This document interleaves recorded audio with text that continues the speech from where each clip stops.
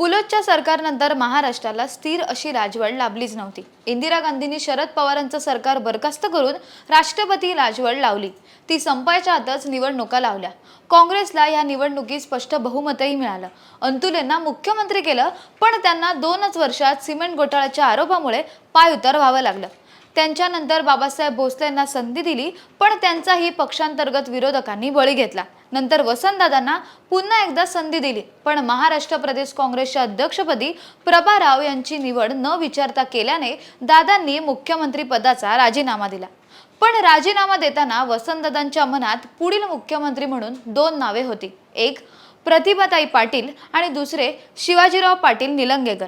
यावेळी मुंबईच्या दौऱ्यावर आलेल्या राजीव गांधी यांच्याकडे दादांनी निलंगेकरांच्या नावाचा आग्रह धरला आणि आमदार नसलेल्या शिवाजीराव भाऊराव पाटील निलंगेकर यांनी 3 जून 1985 रोजी महाराष्ट्राचे मुख्यमंत्री म्हणून शपथ घेतली। नमस्कार, मी गौरी बाईकर, मुंबई आउटलुक मध्ये तुमचं सर्वांचं स्वागत आहे। 1985 च्या मुख्यमंत्री पदाच्या काळात वसंतदादा खूप आक्रमक होते। 1980 ला अंतुले यांना संधी देतानाच त्यांनी प्रतिभाताई पाटील यांना मुख्यमंत्री करावं यासाठी आग्रह धरला होता। पण संजय गांधी यांच्या पुढे त्यांचे काही चालले नाही, त्यामुळे दादा नाराज झाले। त्यातच प्रभा राव यांच्या निवडीने त्यांनी तडकाफडकी राजीनामा दिला। दादा स्वाभिमानी होते, राजकारणात आपले स्थान अडळ राहिले पाहिजे अशी त्यांची धारणा होती।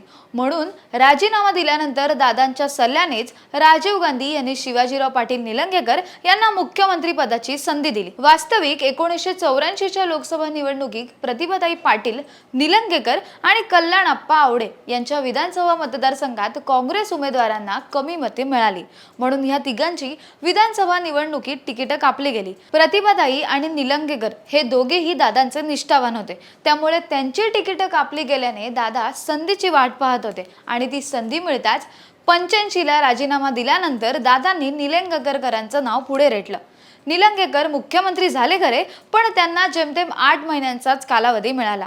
यात त्यांना ठळक असे काम करता आलेच नाही। निलंगेकरांच्या कार्यकाळात एकच महत्त्वाचं काम झालं, ते म्हणजे रोजगार हमीवरील मजुरांना मजुरीच्या रोख रकमेबरोबर धान्य देण्याची योजना त्यांनी सुरू केली। याचा राज्यातील लाखो मजुरांना फायदा मिळाला। पुढे अनेक वर्ष ही योजना सुरूच राहिली। हा एक निर्णय सोडला तर शिवाजीराव पाटील निलंगेकर यांच्या कार्यकाळात सांगण्यासारखे असे कोणतेही काम झाले नाही। त्यांच्याच कार्यकाळात मुंबईत काँग्रेसचे शतक महोत्सवी राष्ट्रीय अधिवेशन झाले। याच्या आयोजनाची जबाबदारी अर्थातच निलंगेकर यांच्यावर आली होती। ती त्यांनी लीलया पार पडली, त्याचे फळ त्यांना मिळालेही असते। पण काँग्रेस अधिवेशनानंतर 3च महिन्यात निलंगेकरांना पदत्याग करावा लागला। त्याचं कारण होतं वैद्यकीय शाखेच्या पदव्युत्तर प्रवेशासाठी निलंगेकरांच्या सांगण्यावरून त्यांच्या मुलीचे मार्क्स हे वाढवण्यात आले असा आरोप त्यांच्यावर करण्यात आला। ही केस न्यायालयात गेली आणि न्यायालयानेही मुख्यमंत्र्यांच्या सांगण्यावरून मुलीचे मार्क्स वाढवले गेले असे ताशेरे ओढले। या कारणास्तव निलंगेकरांना मुख्यमंत्री पदाचा राजीनामा द्यावा लागला। निलंगेकर हे वसंतदादा गटाचे होते आणि काँग्रेसमध्ये दादांचे विरोधकही खूप होते। निलंगेकरांना राजीनामा द्यावा लागणे ही गोष्ट अप्रत्यक्ष दादांची नामुष्की होती।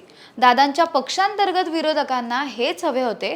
त्यांनी डाव साधला आणि सर्वात कमी कालावधी मिळालेले मुख्यमंत्री असा शिक्का घेऊन निलंगेकर 13 मार्च 1986 ला पायउतार झाले।